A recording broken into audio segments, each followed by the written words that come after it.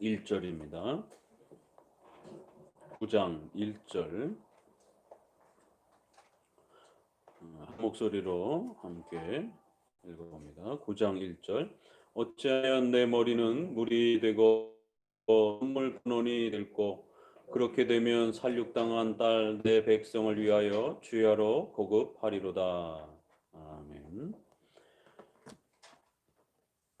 8장까지의 이 내용에 앞서서 또 우리가 함께 소개받은 것처럼 이스라엘 백성들의 가장 심각한 그 죄의 그 원인은 종교 지도자들의 말씀을 해석하고 바르게 예배를 인도해야 되는 이러한 또 종교 지도자들의 심각한 부패와 또 무지, 무능력 이러한 모습들 때문에 결국 이스라엘 백성들의 교회가 급격히 더 타락하게 되는 이러한 또 원인들을 예레미야는 죄의 아주 중요한 또 면으로 소개하는 것을 보게 됩니다.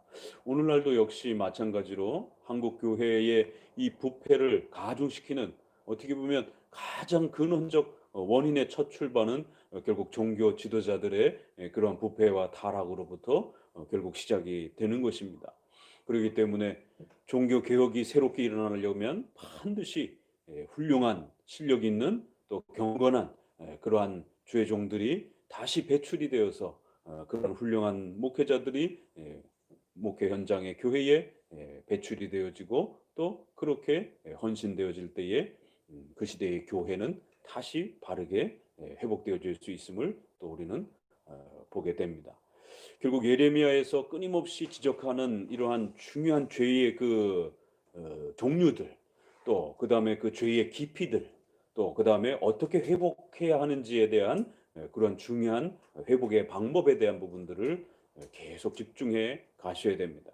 결국 그러한 내용들은 오늘 우리 시대에도 교회가 타락하는 원인이고 또 성도가 부패하고 타락하는 원인이고 또 결국 거기로부터 회개하여 돌이킬 수 있는 아주 중요한 답을 얻어낼 수 있는 또 그러한 선지서의 중요한 또 하나님의 뜻을 또 가르쳐 주신 내용들이 우리에게도 역시 답이 된다라는 것을 또 명심하셔야 됩니다. 자, 9장부터는 이제 눈물을 흘리면서 하나님 앞에 간절히 살려달라라고 울부짖는 예레미야의 그런 탄식 어린 그러한 고백이 먼저 소개가 됩니다. 이러한 탄식 어린 눈물의 기도는 8장 후반부에 연속이 되어집니다. 8장 18절 보니까 슬프다 나의 근심이여 어떻게 위로를 얻을 수 있을까 나의 중심이 번뇌하도다 딸내 백성의 심이 먼 땅에서 부르짖는 소리로다 이르기를 여호와께서 시온에 계시지 아니한가 그 왕이 그 중에 계시지 아니한가 그러나 여호와께서는 이르시기를 그들이 어찌하여 이 조각한 신상과 이방의 헛된 것들로 나를 경록해 하였는고 하시니 이러면서 18절에도 근심하여 마음이 병이 들 정도로 아주 심각한 중심의 번뇌가 가득 차면서 이스라엘 백성들의 그 죄에 대한 고통과 아픔이 선지자의 마음속에 결국 가득 채워지는 그래야 결국 하나님 앞에 선지자가 회개하면서 하나님 살려달라라고 이스라엘 백성들의 죄를 자신이 지은 것처럼 그렇게 1인칭으로 그렇게 하나님 앞에 자신이 범죄한 것처럼 그렇게 회개하고 또 고백하는 모습을 보게 됩니다.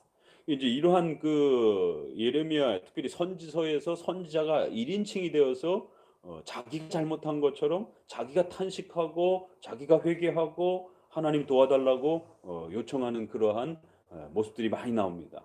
이건 마치 시편에서 우리가 탄원시라고 그러죠. 그래서 하나님 앞에 도와달라고 하나님 살려달라고 이렇게 자신의 그러한 잘못인 것 마냥 그렇게 하나님 앞에 간절히 간구하는 그래서 이스라엘 백성들과 선지자 자신을 일치시켜서 하나님 앞에 그렇게 대신 간구하고 고백하는 그런 탄원시 탄원 고백처럼 이렇게 표현되어 있는 부분들이 여러 번 등장을 합니다. 결국 이제 예레미야의 자신의 이러한 고백은 예레미야의 자신의 그러한 그 탄식과 아픔과 고백이기도 하면서 결국 이러한 그 선지자의 목소리를 통해서 하나님께서는 또 하나님의 자기 계시를 하는 거예요. 그 이제 여러분 계속해서 선지서를 읽어갈 때에 잊지 마시라라고 당부드렸던 것은 소요리 문답 4문. 하나님은 어떤 분이시냐, 누구시냐라고 했을 때 하나님은 영이시니 무한불변 영원하신 분이십니다. 절대적인 권능을 갖고 계시는 분입니다. 7가지에 있어서, 속성에 있어서, 성품에 있어서 존재하심과 자꾸 외우셔야 됩니다. 존재하심과 그 다음에 지혜와 능력, 거룩과 공의, 삶과 진실하심이 무한불변 영원하신 하나님이십니다. 그래서 우리가 성경을 통해서 하나님의 자기 계시, 하나님이 어떤 분인지를 배워가는 것이.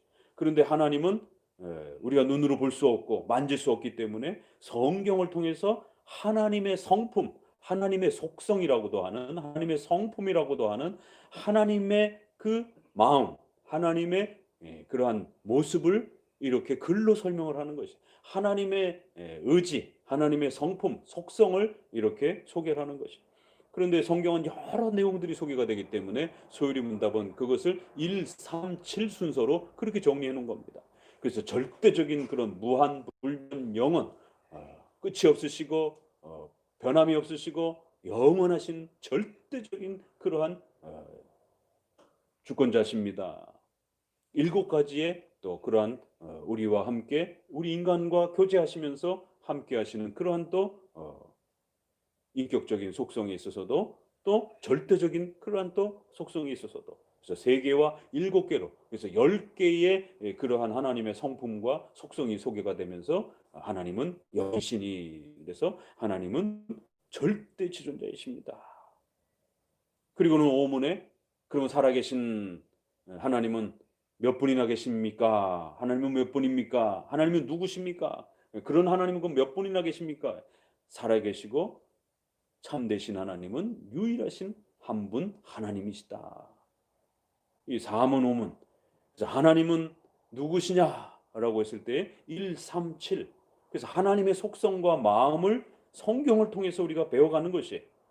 그래서 지난 인성에 대한 그리스도에 대한 인성에 대한 설교에서도 인성을 보고 만지고 믿는 게 아니라 보지 않고 믿는 것이 복되도다라고 하는 말씀처럼 성경 계시의 수단인 성경을 읽고 그 성경의 전체 내용을 외우는 게 아니라 성경의 그 중요한 교리와 핵심을 믿는 것입니다. 저자들의 또 족장들의 수많은 그러한 거주지와 나이와 이런 걸 다 외울 수도 없어요. 그걸 다 통째로 외울 수도 없는 겁니다. 그럼 뭘 믿어야 되고 어떻게 믿어야 됩니까? 바로 그것은 7대 교리 중심으로 그렇게 성경 전체가 바로 하나님은 이런 분이다라고 그렇게 교리적으로 결론을 내리고 있는 그 내용을 믿는 것입니다. 그래서 소요리 문답은 성경을 이렇게 읽으라라고 하나님은 누구시냐? 결국 우리의 관심은 하나님을 알고 싶은 거니까. 그래서 성경을 읽을 땐 반드시 하나님이 눈에 보여서 만지는 게 아니에요.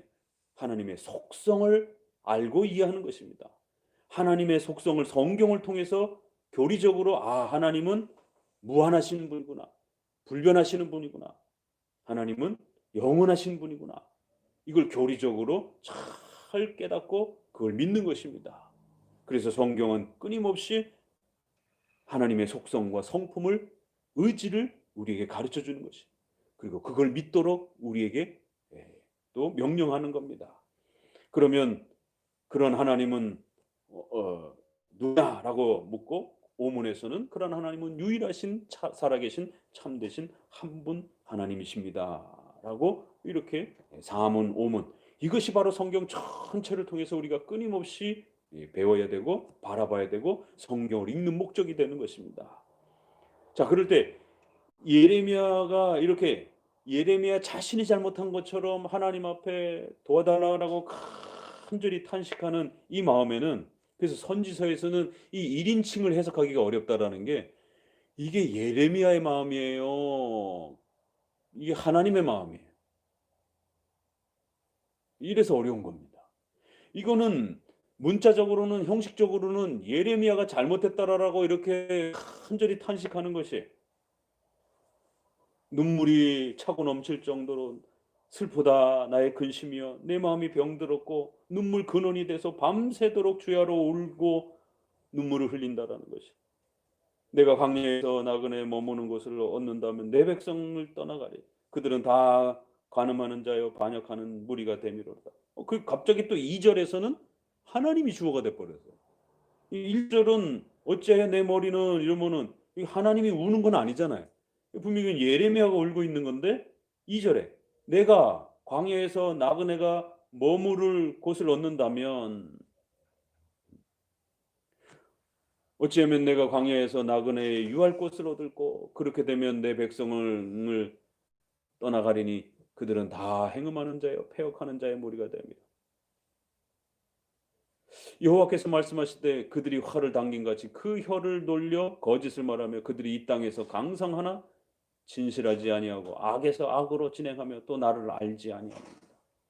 그러니까 예레미야 말인지 하나님의 말인지 이 주어의 인칭이 막 그냥 자유롭게 그냥 막 쏟아냅니다. 그래서 이게 예레미야 말인지 하나님 자신의 말씀이신지 다 전체는 하나님의 계시인데 이 표현이 1인칭이 예레미야를 1인칭으로 한 건지 하나님을 1인칭으로 한 건지 굉장히 헷갈릴 때가 많아요. 어려워요, 실제로. 너무 친밀하게 하나님이 예레미야처럼 말하고 예레미야가 하나님처럼 말하고 이런 어떤 그 친밀한 인칭에 겹치는 그런 표현으로 선지서는 그렇게 쏟아냅니다. 또 3인칭으로 예레미야가 하나님께서 이렇게 말씀하셨다. 하나님께서 이렇게 분노하셨다 이러면서 3인칭적으로 하나님을 표현하기도 하고.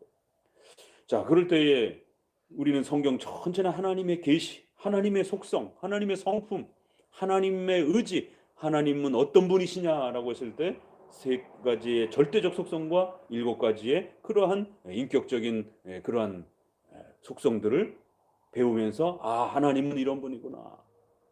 그리고 결론적으로 소유리문답 5문에 살아계시고 참되신 하나님은 유일하신 한 분 하나님이다. 절대지존자는 오직 성경에서 말씀하시는 이 하나님이 유일하시다라고 그렇게 결론을 우리는 성경을 통해서 배우게 되는 거죠. 자, 그럴 때 이제 9장 10장은 종교 지도자들의 죄를 책망하고 난 다음에 다시 한번 9장 10장에 와가지고는 하나님이 누구신가? 그러한 하나님은 몇 분이신가? 라는 소유리 문답의 이 질문처럼 다시 한번 하나님이 누구신가? 하나님 어떤 분이신가에 대해서 이 예레미야의 초반에 아주 강력하게 결국 이스라엘 백성들의 죄란 바로 이러한 무한불변 영원하시고 살아계시고 참되시고 유일하신 그 하나님을 알지 않는 것, 그 하나님을 모른 척하는 것, 그 하나님을 고려하면서 그 하나님의 뜻을 자신의 인생의 기준으로 삼고 살지 않는 것, 바로 나를 알지 않는 것, 이게 이제 죄의 본질이다라고 이렇게 죄의 본질의 핵심, 그건 거꾸로 돌리면 신앙의 본질이기도 한 겁니다. 그래서 예레미야가 이렇게 탄식하고 괴로워하면서 하나님 살려주세요라고 간절히 우는 이런 장면들은 이거는 돌려보게 되면 하나님의 마음인 것입니다. 또 거꾸로. 예레미야가 이토록 이스라엘 백성들의 자신의 교회의 그 잘못과 부패와 타락을 보면서 예레미야가 아파하고 괴로워하는 것은 하나님은 눈물이 없기 때문에 하나님은 눈물이 뚝뚝 떨어지는 건 아닙니다. 그러나 그 하나님의 마음이 예레미야에게 그 하나님의 뜻이 그대로 전달돼서 예레미야 입으로 터져 나오는 것이에요. 그럼 그게 예레미야의 마음이에요? 예레미야의 말이에요? 하나님의 마음이에요? 하나님의 말이에요? 수단은 예레미야를 도구로 사용하시지만 그 내용은 하나님을 가르치는 것이에요. 하나님의 마음을 쏟아내는 것이에요. 예수님이 예루살렘을 바라보면서 십자가를 향해 가실 때 예루살렘으로 다가오시면서 우시는 장면이 나옵니다. 참 그 장면은 우리가 그리스도의 인성의 이러한 신성은 이렇게 눈물이라든가 이런 게 없는 거니까, 그럼에도 불구하고 하나님의 속성에는 자비, 긍휼, 불쌍히 여기심, 용서라는 부분이 있단 말이에요. 그래서 눈물은 떡떡 떨어지진 않으셔도 아파하시는 것이에요. 죄는 없으셔요. 그럼에도 불구하고 긍휼히 여기시기 때문에 아파하시는 것이에요. 그래서 후회하신다라고 말씀하시는 거예요. 탄식한다라고 말하는 거예요. 하나님이 괴로워하신다라고 말하는 거예요. 우리처럼 그렇게 죄의 유혹 때문에 괴로워하는 건 아니지만, 하나님이 택한 백성들이 범죄하는 것 때문에, 인격자시기 때문에, 신격을 가지신 존재이기 때문에, 도덕적인 지정의를 가지신 분이기 때문에 아파하신다라고 말하는 거예요. 그래서 우리 인간과 인격적으로 교류하며 나눠지는 그런 하나님의 속성, 그걸 우리가 인격적 속성이라고도 하고 공유적 속성이라고도 얘기를 하는 거예요. 우리 인간과 공유하면서 하나님 자신의 마음을 드러내는 그런 성품이라는 것이죠. 속성이라는 것이죠. 우리에게도 나눠주시지 않는, 오직 하나님에게만 절대적으로 고유한 이런 부분들은 절대적인 하나님의 고유한 성품이다라고 이렇게 또 말을 하는 것이에요. 그래서 웨스민스터 소유리 문답에서는 절대적인 그러한 고유한 성품은 세 가지, 또 우리 인간과 교제하면서 섭리 가운데서 인간과 언약적 관계를 맺어가면서 인간을 다스리시고 통치하시고 인간을 사랑하시고 인간을 통해서 하나님과 함께 인간이 좋은 교제를 나누면서 하나님과 연합하고 교제하는 방식을 통해서 하나님이 또 어떤 분이신지를 드러내시는, 그래서 진실하심과 자비로우심과 선하심과 또 이런 모든 부분들이 하나님의 성품이 드러나죠. 그 인간과 대응하시고 인간과 인격적 관계를 맺으실 때는 언약을 맺으셨기 때문에 그 언약을 맺는 당사자가 말씀에 순종하면 기뻐하시기도 하시고, 그 말씀을 인간이 어기게 되면 아파하시기도 하시고 괴로워하시기도 하시고 또 한탄하시고 후회하셨다라고 이렇게 표현하는 것입니다.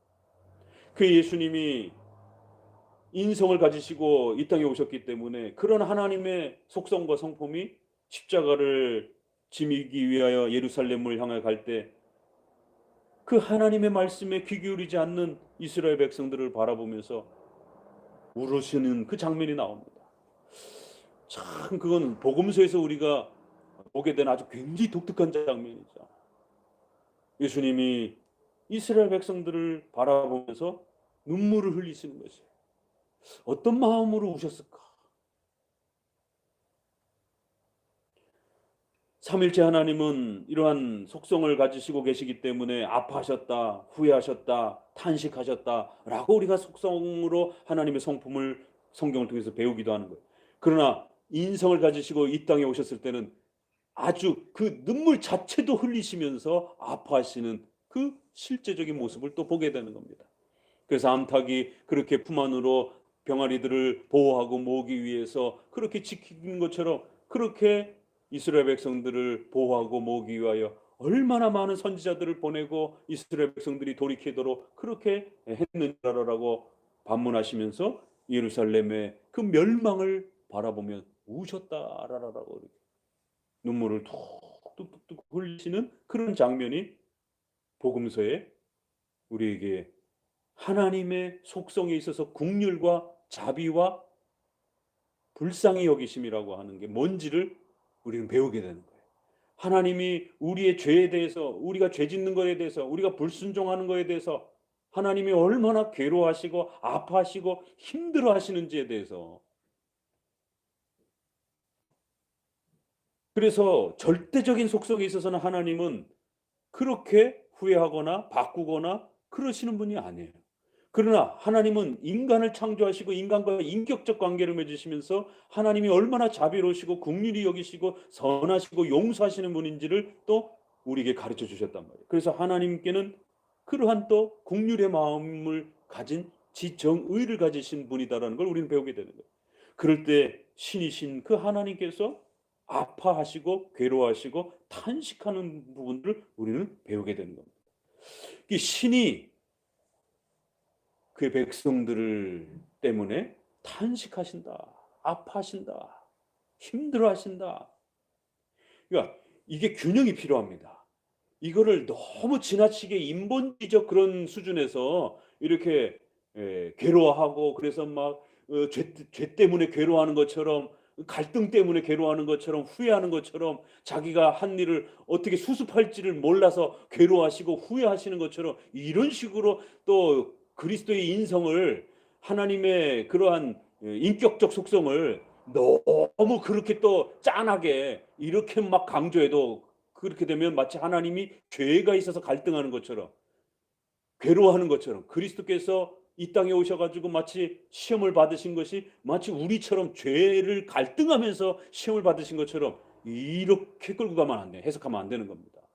그래서 히브리서는 항상 그리스도의 그런 시험 받으시는 장면을 소개할 때는 그러나 무죄하시다라라고. 그래서 우리랑 동일하게 시험은 받으시지만 우리가 처한 형편처럼 죄 때문에 갈등하는 그런 방식으로서의 시험이 아니라 그건 신이신 하나님께서 인성을 가지고 이 땅에 오셔서 우리를 긍휼히 여기시고 사랑하시기 위하여 우리의 몸을 갖고 이 땅에 오셔서 우리가 겪어야 할 그 아픔을 대신 중보자로서 감내하시는 그런 아픔인 것이에요.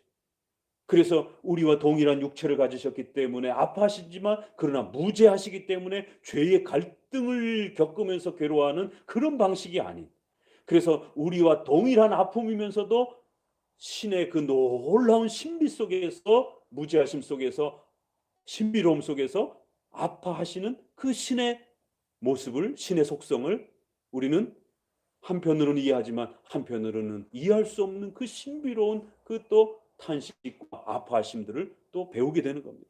그래서 인간적인 그러한 짠함으로 끌고 가려고 너무 또 이렇게 예수님이 마치 죄 때문에 갈등하면서 마치 시험을 이겨가시는 것처럼 이런 식으로 이렇게 해도 안 되고, 신에 대한 삼일체 하나님께서 아파하시고 후회하셨다라고 할 때도 마찬가지인 것이죠. 그래서 하나님의 절대성과 우리와 관계된 인격성에 대한 부분을 항상 이렇게 조율하면서 균형을 맞춰가면서 이렇게 하나님의 속성과 성품을 가르쳐 줘야 되는 것이지, 그렇다고 또 거꾸로 하나님은 우리의 아픔과 우리가 성도들이 잘못하고 또 성도들이 뭔가 죄 때문에 힘들어하고 어려워하고 이러한 부분들을 절대적인 신이기 때문에 난 몰라. 너네들이 어떻게 사는지, 너네들이 뭐 때문에 힘들어하는지 나는 상관도 없어. 나는 관심도 없어. 이런 어떤 초월적인 어떤 그러한 인간의 삶 속에는 전혀 관심이 없는 그런 무관심한 초월자처럼 이렇게 얘기를 해도 안 되는 겁니다. 그 절대적 무한 불변 영원한 그 하나님의 절대적 속성을 갖다가 인간을 향하여 그의 백성들을 향하여 눈물과 아픔과 국률도 없이 그냥 무관심한 그런 절대적 초월자처럼 이쪽만 또 강조해도 안 된다는 것이죠.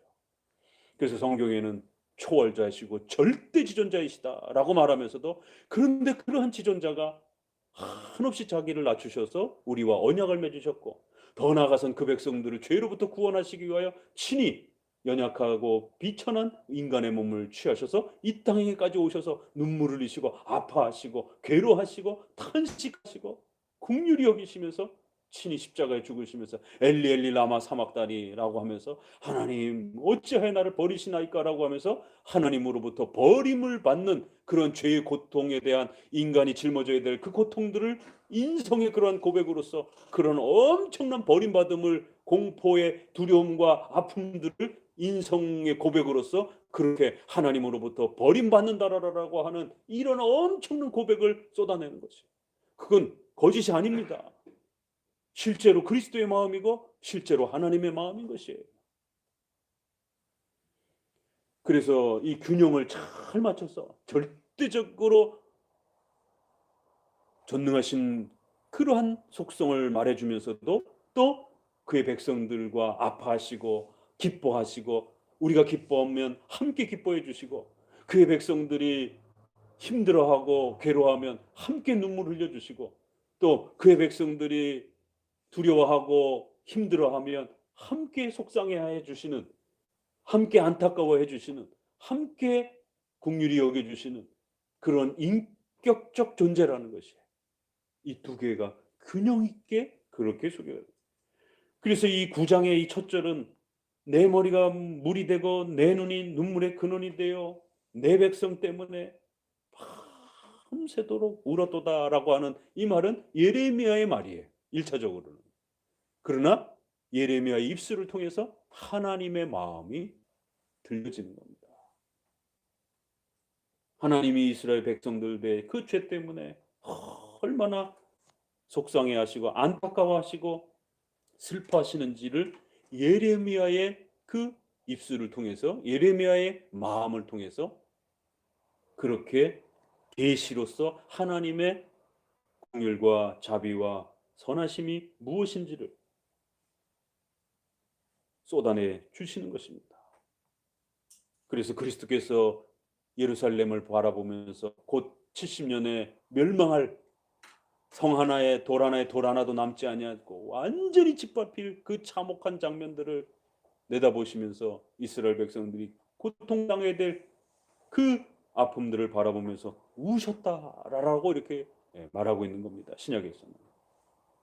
하나님의 마음이 예레미야의 마음을 통해서 그렇게 이스라엘 백성들의 죄에 대하여 하나님이 하시는지에 대한 하나님의 마음이 또 그렇게 표현됩니다. 이게 이제 선지서와 역사서를 읽는 차이예요. 선지서에서는 이런 1인칭적 화법이 굉장히 강하고 또 아주 이렇게 시편을 읽듯이 그런 감성적인 정적인 이러한 그 표현들이 아주 강하게 표현이 됩니다. 그래서 3절에 이건 바로 나를 알지 못함이라.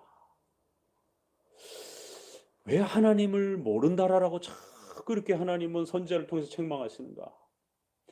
이사야도 그렇고 예레미야도 그렇고 버젓이 예배드리고 있고 성전 제사 다 행하고 있는데 그들을 향해서 성전 앞에 서서 종교 지도자들을 책망하고 백성들을 책망하면서 이딴 제사 다 필요 없다라고 차라리 성문을 닫아버리라라고 그렇게 호통을 치시면서 너희들은 나를 모른다라고 말씀하십니다. 오늘날 한국교회도 예배는 잘 드리고 있죠. 한국교회처럼 전 세계에서 예배 제일 많이 드리는 데가 어디 있어요? 새벽 예배부터 시작해서 구역 예배, 수요 예배, 금요 예배, 뭐 청년 예배, 뭐 예배가 차고 넘칩니다. 그런데 정작 소율이 문답 사무는 한 번도 배워본 적이 없어요. 절대적인 속성과 또 그런 인격적인 7가지의 속성들을 성경 전체를 통해서 정리해 본 적도 없어요. 하나님의 속성을 교리적으로 단 한 번도 배워본 적이 없어요. 그러면서 하나님을 만났다고 막 픽픽 쓰러지고 막 부르르 떨고 막 하나님을 만진 것처럼 그렇게 막 갑자기 직통계시가 온 것처럼 갑자기 무슨 짜릿짜릿한 뭐 무슨 어떤 신이 자기 속으로 이렇게 들어온 것처럼 그래서 막 예언도 하고 막 별 샤머니즘적인 그런 행동들을 다 하는 거예요. 정작 성경을 통해서 가르쳐지는 하나님의 속성과 마음은 하나도 헤아리지 못하고 이해내지 못하는 것이 나를 알지 못하느니라. 그리고 조금 더 내려오셔서는 계속 책망하면서 6절 같이 읽어봅니다. 내 처소는 개울 가운데 있도다.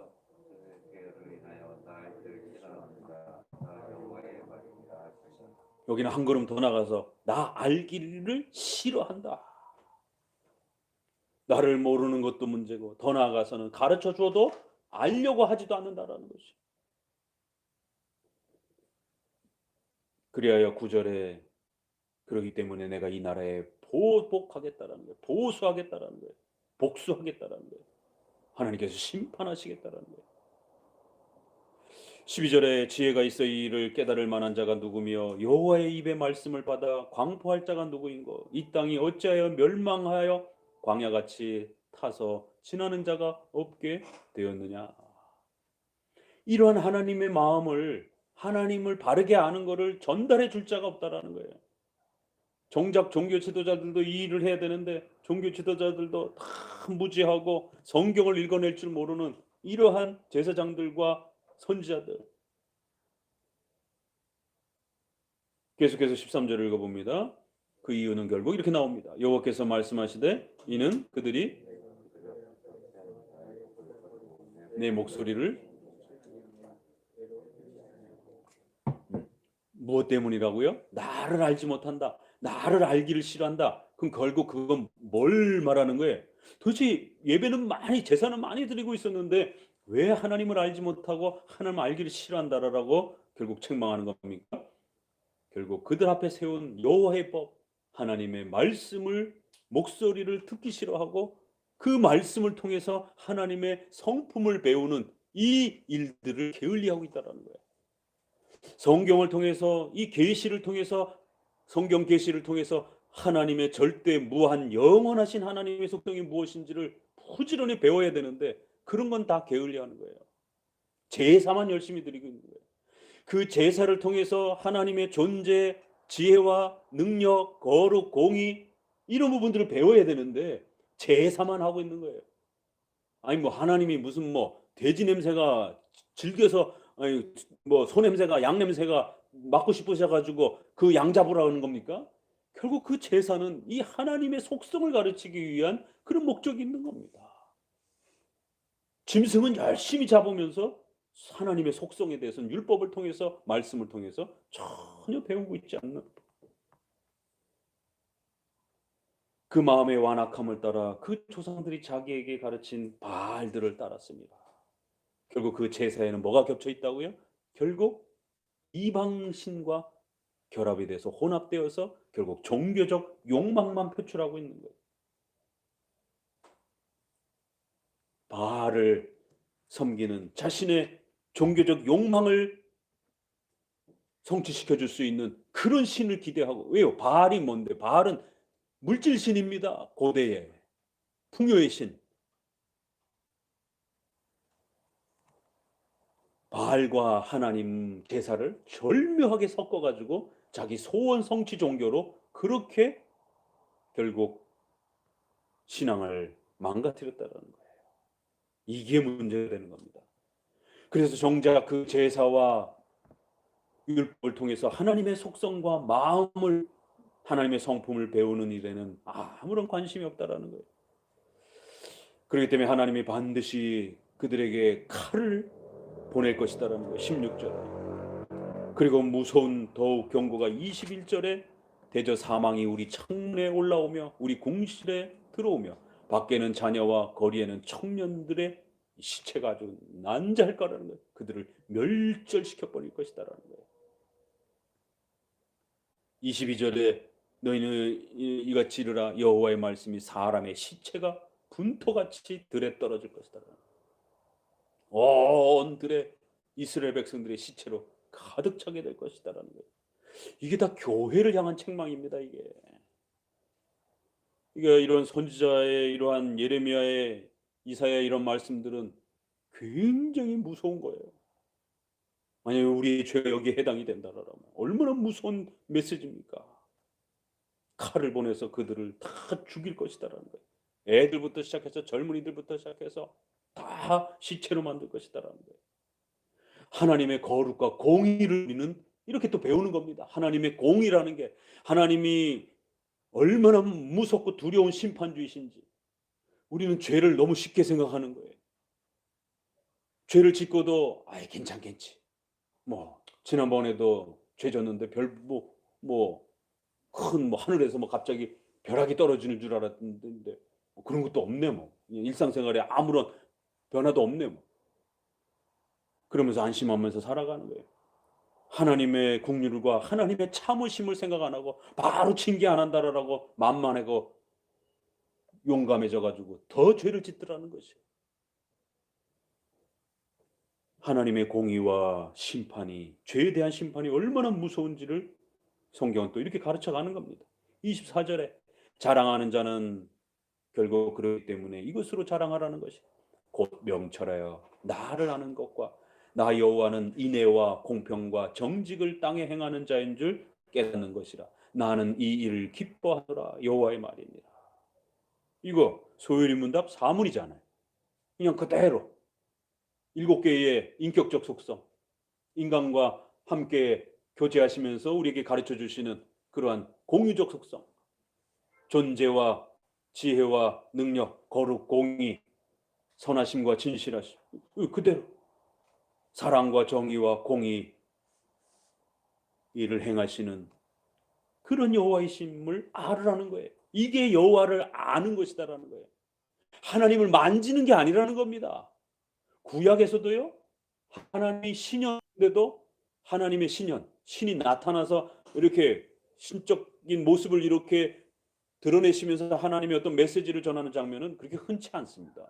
대부분 다 이렇게 선지자를 통해서, 모세를 통해서 말씀해 주시고, 그 선지자들에게도, 모세에게도 가시떨기나무에서 이렇게 아주 독특하게 특별하게 모세에게도 하나님이 그 어떤 특별한 현상으로 신적인 현상이 이렇게 나타나는 이런 장면은 모세의 인생에 있어서도 그렇게 많지 않아요. 그래서 몇 번 이렇게 이야기를 하는 겁니다. 매일 그런 일이 벌어지는 게 아닙니다. 일반 백성들은 더하죠. 근데 자꾸 구약 성도들은, 오늘 우리 성도들은 구약의 성도들이 마치 하나님처럼 이런 착각들을 하는 거예요. 아니요. 하나님을 눈으로 보면 죽는다라고 출애굽기 34장에. 그래서 모세에게조차도 나를 보고 살 자가 없느니라 그러면서 등만 보여주겠다라고 하면서 모세를 지나가시는 거예요. 뭐 하나님이 뭐 등이 있습니까? 하나님이 영이신데. 그리고 그 얘기는 그래서 34장 그 다음 절에 나는 자비와 인애와 긍휼과 선함을 베푸는 자이니라 라고 이렇게 말씀하시는 거예요. 결국 하나님의 등을 보았다라는 건 그렇게 하나님의 속성, 성품을 간접적으로 계시를 통해서 우리는 배워가는 것이죠. 그래서 출애굽기의 3장 14절에 나는 나다. 하나님은 누굽니까? 이스라엘 백성들에게 가서 하나님은 누구라고 가르쳐줘야 됩니까? 나는 나다. 절대 지존자인 하나님. 그리고 15절에 아브라함의 하나님, 이삭의 하나님, 야곱의 하나님. 바로 그런 절대 지존자가 너희와 언약을 맺었고, 그래서 그 약속을 행하시고 신실하시고 자비로우시고 약속을 행하지 않는 자들에게 공의와 심판으로 책망도 하시고 긍휼도 여기시는 이렇게 절대적인 속성과 인격적 속성이 출애굽기 3장 14절에 하나님은 누구십니까? 라고 하는 것에 대한 대답인 것입니다. 출애굽기 34장에도 역시 그렇게 5절, 6절, 7절에서 모세에게 등을 보여주신다라고 하면서 결국 모세가 등을 본 건 아니에요. 그 등이란 그렇게 바로 하나님의 속성, 자비로우시고 인애로우시고 선하시고 용서하시는 출애굽기 34장 5절, 6절, 7절의 이 구절이 그대로 사랑과 정의와 공의와 긍휼을 행하시는 여호와시다라는 말씀이 34장 5절, 6절, 7절에 모세가 여호와의 등을 봤다라고 하는 그 장면에 연속해서 나오는 겁니다. 계속 나를 알아야 된다. 나를 모른다 너희들은. 그럼 우리가 하나님을 아는 게 무엇인가? 바로 하나님의 속성을 아는 것이. 그렇기 때문에 그들이 받은 할례가 무슨 소용이 있느냐라고 하면서 25절에 그때 외적인 이런 제사와 할례가 무용하다라고 하면서 책망을 하는 것이. 마음의 할례를 받지 못했는데 육신의 겉의 할례가 무슨 의미가 있겠느냐라는 것이. 제사가 명령돼 있을지라도 그 제사의 본질은 이처럼 말씀을 통해서 하나님의 속성을 아는 것이. 그게 본질이라는 거예요. 이걸 놓쳐버리면 이 마음의 할례를 찾지 못하면 육신의 외적인 할례는 아무 의미가 없어진다라는 거예요. 바로 이거를 이스라엘 백성들이 놓치고 있는 겁니다. 오늘 우리는 어떻습니까? 어마어마한 예배가 너무 있는 그러한 한국 교회가 모습을 보고 있음에도 불구하고 정작 교회 안에서는 성경을 안 가르치고 설교 시간 짧고 교리문답 정기적인 교육 하나도 없이 다 사라져 버렸고 온통 교회에 오면 그저 기타 치고 놀고 노래 부르고 신나고 이런 건 있어도 교리 공부하는 시간들은 거의 다 사라지고 전무해 버렸어요. 여호와를 알지 못하는 한국교회 백성들이라고 말하면 어떤 반응을 하겠습니까? 우리 예배 많이 드리고 있는데요. 예배가 문제가 아니라 정작 성경을 모르고 하나님의 속성을 모르는, 그래야 나를 알지 못한다라고 만약에 책망을 받으면 어쩔 거냐 말이에요. 10장으로 들어가서 결국 그러다 보니까 어떤 일이 벌어져요? 우상 숭배가 자꾸 벌어지는 거예요. 샤머니즘적 기독교가 자꾸 발생이 되는 거예요. 신비주의적인 미신적인 기독교가 기복주의적인 기독교가 자꾸 만들어지는 거예요. 자기의 욕심을 성취하기 위한 그런 신을 자꾸 만들어내는 거예요. 그래서 10장에도 결국 그들이 이방 사람들이 행하는 그런 길들, 배우지 말라 배우지 말라 그렇게 했는데도 불구하고 하늘의 징조를 또 여러 나라의 풍속을 쫓아 행하면서 나무를 깎아 돌을 깎아가지고 은과 금으로 그것을 입혀가지고는 자기 집에다가 교회에다가 세워놓고 그 앞에서 절을 하고 그걸 의지하고 그 물건이 자기 집안을 지켜주는 것처럼, 우리 지난 형상에 대한 문제, 지난 인성과 관련해서 지난주 설교를 했잖아요.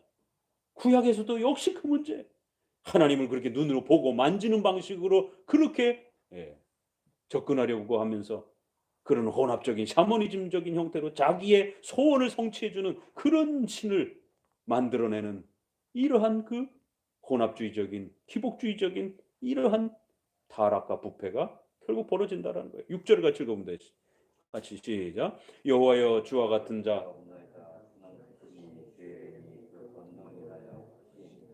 계속, 이는 주께 당연한 일이라. 열방의 지혜로운 자들과 왕족 중에 주와 같은 자, 그들은 다 무지하고 어리석은 것이니 우상에 도는 나무뿐입니다. 10장에 1계명을 다시 설명하는 거예요. 하나님을 아는 것이 뭔지를 다시 설명하는 거예요. 하나님의 속성을 다시 설명하는 거예요. 소요리 문답 오문을 다시 설명하는 거예요. 이런 하나님은 몇 분이십니까? 살아계시고 참되신 하나님은 유일하신 한 분 한 분뿐이십니다. 주와 같은 분은 없습니다. 주는 크시고 주의 이름의 그 권능으로 말미암아 전능하시고 위대하신 여호와 하나님은 한 분뿐이십니다. 여기 그대로 소유리 문답을 그대로 갖다 옮겨놨어요. 소유리 문답이 여기 그냥 문자를 그냥 이 성경 문자 그대로 그냥 갖다 옮겨놓은 거예요. 10장 10절 같이 읽어봅니다.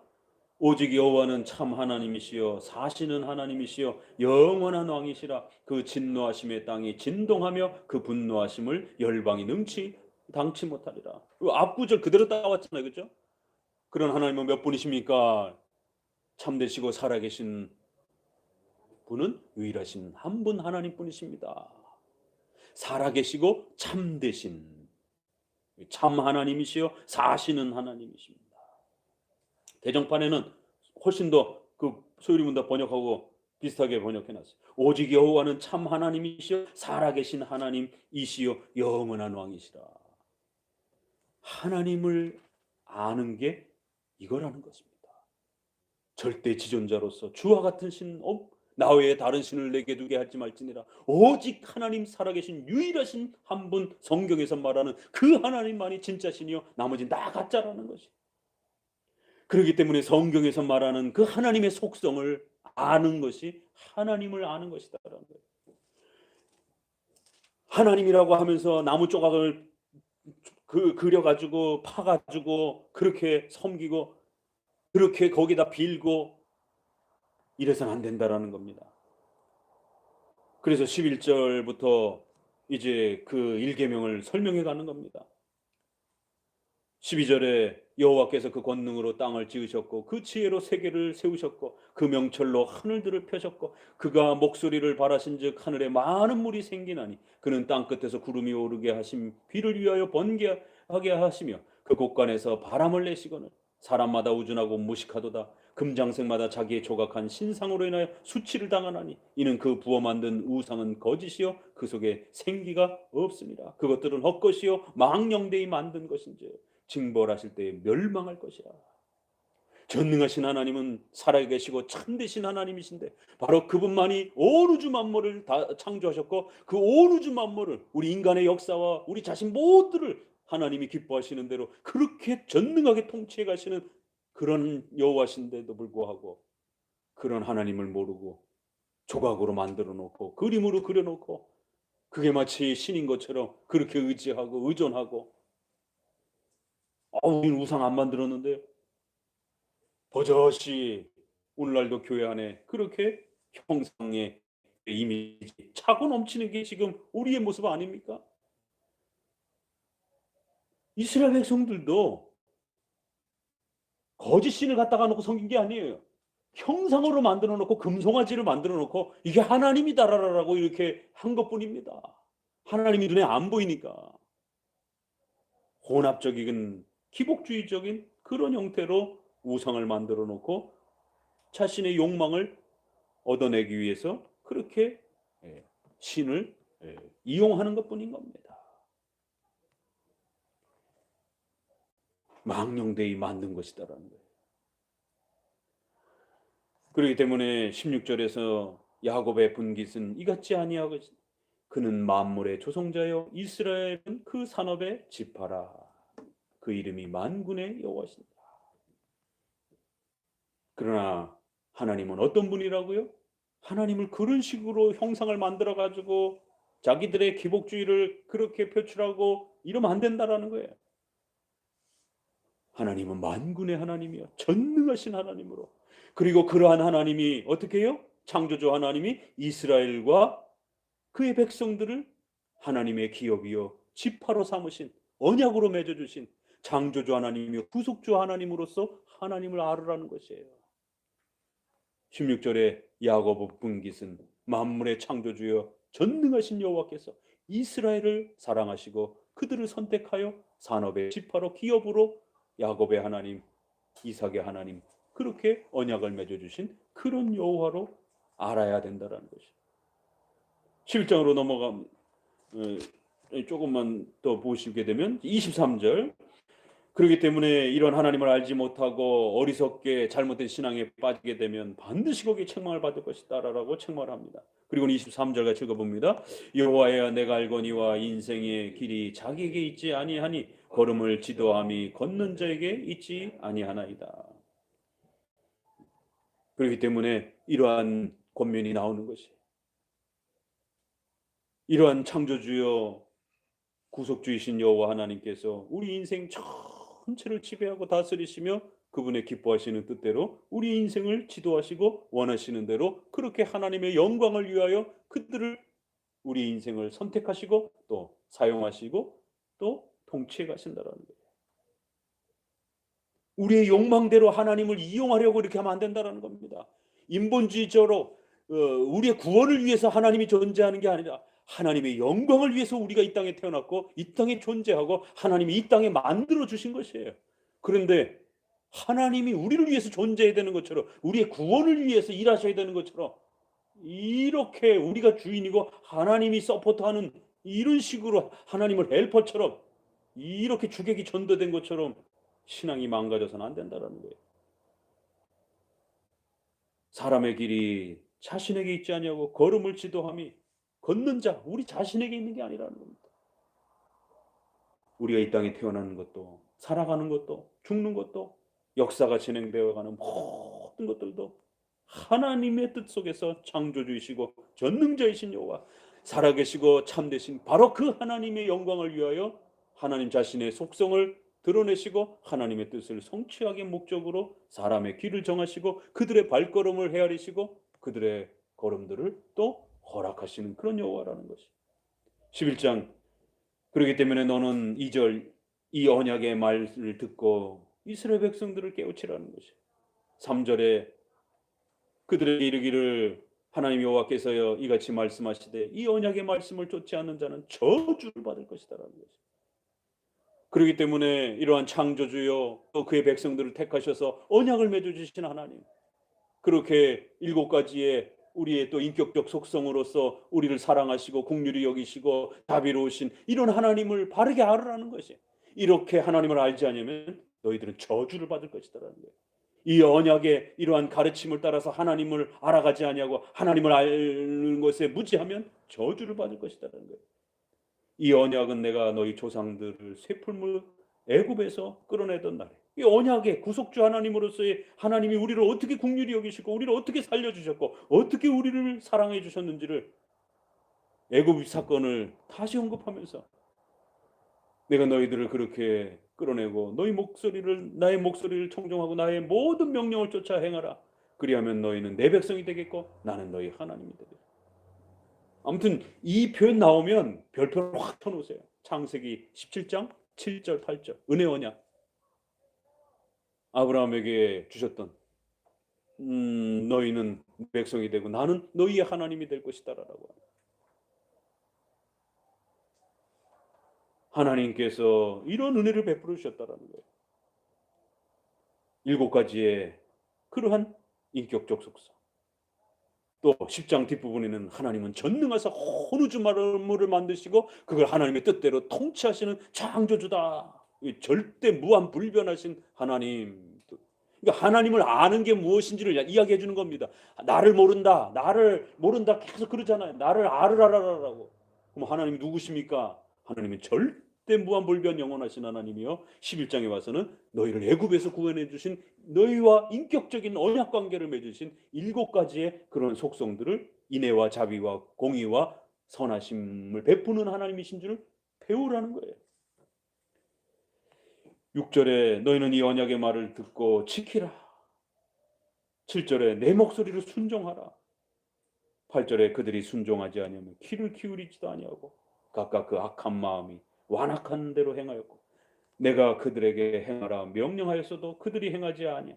이 언약의 모든 이제 그 심판과 책망대로 결국 하나님은 행하실 것이다라는 거예요. 왜요? 10절에 그들이 언약을 깨뜨렸기 때문에. 그래놓고는 13절에 버젓이 바알에게 분향하며 단을 쌓는다라는 거예요. 제사는 드리는 거에 단을 쌓는 거 보니까. 근데 그게 바알 숭배랑 겹쳐 있어요. 하나님 앞에 제사 드리는 목적이 율법을 통해서 하나님의 속성을 이렇게 배워가려고 하는 게 아니라 뭐예요? 물질적인 복 받으려고. 기복주의예요, 기복주의. 제사 많이 드리면 물질 축복 준다니까. 제사 많이 드리면 건강 축복 준다니까. 자식 잘 되고 사업 잘 된다니까. 그래서 예배를 많이 드리는 것이지 그 예배를 통해서 그 수많은 예배를 통해서 교리를 배웠다라면 한국교회 성도들이 이렇게 무지할 수가 없는 것이죠. 소율이문답 7대 교리 달달달달달달 외우고도 다 충분했을 텐데 이심칭의가 뭔지 법정적 칭의가 뭔지 왜 칭의를 우리가 단회적이라고 말하는지 왜 자꾸 칭의를 성화적으로 이해하려고 하는지 이 개념을 구별을 못하는 거예요. 원죄가 그렇기 때문에 그런 겁니다. 원죄는 하나님이 정죄한 거란 말이에요. 썩은 사과를 먹고 독사과를 먹고 독이 몸 안에 퍼진 게 아니란 말이에요. 약속을 깼기 때문에 하나님이 정죄를 하셨단 말이에요. 하나님이 저주를 하셨단 말이에요. 우리가 더러지고 부패하고 상관없이 하나님이 정죄를 했단 말이에요. 너희는 죄인이라라고. 그렇기 때문에 하나님이 그 정죄를 법적으로 걷어들이셔야 되는 거예요. 1차적으로. 그게 칭입니다. 칭의. 그래서 하나님께서 법정적으로 심판으로 정죄를 했기 때문에 법적으로 심판자로서 그 저주를 걷어들이셔야 되는 거예요. 그래서 이제는 너희가 더 이상 저주를 받지 않았다. 의로운 자라라고 그렇게 칭해 주시고 여겨 주셔야 된다는 거예요. 성화는 죽을 때까지 만들어가는 겁니다. 우리가 신자가 됐고 의로가 됐다라고 하는 건 바로 이 법적인 하나님의 정죄와 저주를 걷어들이시는 거죠. 그러니까 죄론이 약해지니까 구원론이 파괴가 되는 겁니다. 그러니까 원죄론이 왜 법정적 저주인지 법적 저주인지 물질적으로 더러워진 건 이건 결과입니다. 원죄는 근원적으로 죄책임, 정죄를 말하는 거예요. 그러니까 기독교의 죄가 뭔지를 모르는 거예요. 가르쳐 주질 않았기 때문에. 그래서 그 죄를 제거받고 그리스도의 보혈의 피로 우리가 의롭게 된다는 게 얼마나 감격스러운 것인지 이해를 못하는 것이죠. 이런 걸 교리적으로 하나님의 말씀을 통해서 배워야 되는데 그런 공부들은 게을리하는 거예요. 결국 바알을 숭배하고 자기 욕망을 기복주의를 통해서 욕심을 성취하기 위한 그런 방식으로 바알들을 섞어가지고 바알 신앙을 그렇게 행하는 거예요. 17절에 11장 17절도 계속 그 바알 신앙에 대한 책망입니다. 바알에게 분향함으로 나의 노를 격동한 이스라엘 집과 유다 집의 악을 인하여 그를 심은 만군의 여호와 내가 그들에게 재앙을 선언하였느니라. 바알 신앙, 기복주의 신앙으로 온통 예배 드리는 거 제사 드리는 목적이 소원 성취하기 위한 목적인 거예요.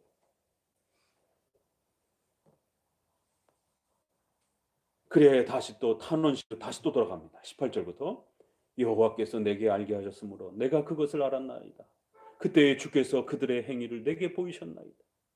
나는 끌려서 잡히러 가는 순한 어린 양과 같으므로 그들이 나를 해하려고 꾀하기를 우리가 그 나무와 과실을 함께 박멸하자 그를 산자의 땅에서 끊어서 그 이름으로 다시 기억되지 못하게 하자 함을 내가 알지 못하였나이다. 마치 예레미야가 말씀을 전하니까 핍박을 받고 끌려가는 이 장면, 이게 이사야 53장하고 느낌이 굉장히 비슷해요. 도살장에 끌려가는 그런 그 어린 양의 이사야 53장의 그런 장면처럼 이렇게 마치 잡혀 끌려간 순한 어린 양처럼 그렇게 핍박과 고통을 받고 괴로움을 당하면서 엄청난 그러한 모욕과 이러한 수치를 당하면서 그렇게 끌려가는 거예요. 그리고는 21절에 여호와께서 아나돗 사람에게 대하여 이같이 말씀하시되 그들이 내 생명을 취하려고 찾아 이르기를. 아나돗은 예레미야의 고향이에요. 고향 사람들이 너를 잡아다가 너는 여호와 이름으로 예언하지 말라 설교하지 말라 두렵건대 우리 손에 죽을까 하노라. 그러므로 만군의 여호와가 이같이 말하나 보라 내가 그들을 벌하리니 청년들은 칼에 죽으며 자녀들은 기근에 죽고 남은 자가 없을 것이다라는 거예요. 그래서 마지막 장면은 다시 한번 또 탄원 씨처럼 이렇게 고백하면서 이런 표현을 그리스도께서 고난의 그런 장면에 이렇게 비슷하게 또 이렇게 연결해서 끌어다 쓰십니다. 시편에도 보게 되면은 그렇게 나를 핍박한 자가 차라리 적들이었다라면 나의 동료의 친구에 의해서 나의 가족들에 의해서 내가 핍박을 받는다. 이거 복음서에도 이렇게 가게 되면 요한복음이라든가 이렇게 보면 자기 집안 식구가 원순이라 그러면서 예수님의 집안 식구들이 그리스도를 핍박하는 이러한 장면에 묘하게 이렇게 선지서를 끌어올 때는 그냥 문자 그대로 끌어오는 게 아니라 이렇게 의역도 하기도 하고 그 의미를 끌어오기도 하고 다양한 방식으로 복음서가 끌어옵니다. 이게 예수님의 고난 장면과 핍박 장면, 특별히 가족들과 그 나사렛과 그 고향 사람들이 예수님을 외면하는 그런 장면과 그대로 그냥 겹칩니다. 그러니까 또 이러한 예레미야의 핍박받는 장면을 통해서 마치 하나님 자신이 버림받는 장면처럼 하나님이 그들을 돌이켜 세기 위하여 그렇게 선지자를 통해서 말씀을 주셨음에도 불구하고 하나님을 모욕하고 하나님을 향하여 삿대질하면서 절대로 우리한테 이렇게 싫은 메시지 전하지 말라라라라고 좋은 소리만 하라라라고 복받는 선다라라고 메시지만 전하라라라고 하나님을 향하여 이렇게 거만하게 반응하는 이러한 또 가장 사랑을 많이 베풀었던 그 예레미야의 친척들이 배반하는 이런 모습들을 통해서 이스라엘 백성들이 가장 많이 사랑을 베풀었던 이스라엘 백성들이 하나님을 향하여 하나님 말씀 안 듣겠다라고 그렇게 거만하게 반응하는, 결국 하나님은 아나돗 사람들을 죽이시겠다라고 이렇게 경고하는 장면이, 결국 아나돗만 죽이겠습니까? 이스라엘 백성들에게 엄중한 책망을 물으시겠다라고 경고하는 것이죠. 자, 이처럼 오늘은 우리가 11장까지 진행하면서 제발 나를 알아야 된다. 헛된 그러한 제사와 또 자기들의 욕망의 기복주의를 펼치는 방식으로 신을 이용하지 말고 오롯이 율법의 말씀, 하나님의 말씀을 통해서 하나님의 속성을 잘 배우고 이해하고 그 하나님의 뜻을 깨닫는 것. 그게 바로 하나님을 아는 것이다라는 거예요. 소요리문답 사문의 137 법칙으로 하나님의 속성을 아는 것이 곧 하나님을 아는 겁니다. 그렇기 때문에 우리가 성경 전체를 통해서 알아야 되는 것은 바로 이것입니다. 이 성경론 3문 끝나자마자 소요리문답에서 그럼 성경에서 가르치는 가장 핵심적인 하나님은 누구십니까? 라고 할 때 137 이걸 아는 것이 우리가 하나님을 아는 것입니다. 라고 이렇게 첫 아주 스타트에 성경을 우리가 어떻게 읽어야 되고 성경을 통해서 우리가 얻고자 하는 게 무엇인지 이렇게 소요리문답은 첫 포문을 열고 있습니다. 바로 그 내용이 살아계시고 참되신 유일하신 하나님 여호와를 아는 것입니다. 오늘 이렇게 예레미야에서 다시 한번 그들의 잘못은 바로 이 부분을 놓치고 있었다라는 것. 이걸 놓치게 되면, 이걸 배우지 못하면 아무리 예배 많이 드리고 아무리 많이 종교적인 행위를 한다 할지라도 하나님 앞에 그것은 마치 마음의 벌레가 받지 못한 그런 이스라엘 백성들처럼 또다시 책망을 받을 수 있는 것입니다. 오늘 11장까지 잘 살피시면서 나를 아는 것, 곧 하나님의 속성을 우리가 아는 것입니다. 그러면 성령의 내적 조명에 의해서 우리는 성경을 읽어가고 깨닫고 배우는 것인데, 거기에 성령의 내적 조명이 연합이 되면서 신과 연합하는, 삼일체 하나님과 인격적으로 하나 되고 연합하는 신비로운 그러한 신앙의 열매들이 맺어지는 것입니다. 말씀을 읽고 있는데 그 말씀을 통해서 성령의 내적 조명으로 하나님과 교제하는 놀라운 일이 벌어지는 것입니다. 이게 기독교인 거예요. 하나님을 눈으로 보고 삼일체 하나님을 만지는 게 아닙니다. 성경을 통하여 하나님의 속성들을